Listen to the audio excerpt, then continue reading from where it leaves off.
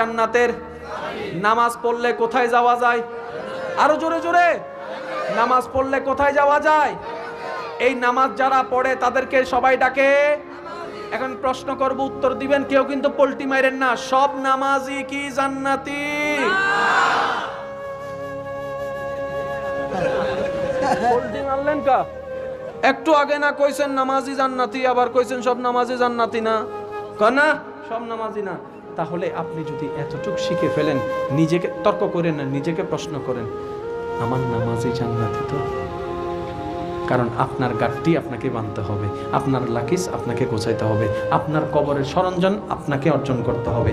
তর্ক করার সময় নষ্ট করার দরকার। এখন আপনি বলবেন যে না হয় নাই কিংবা হয়েছে, হ্যাঁ হওয়া না হওয়ার এখন যুদ্ধটা দেখেন না।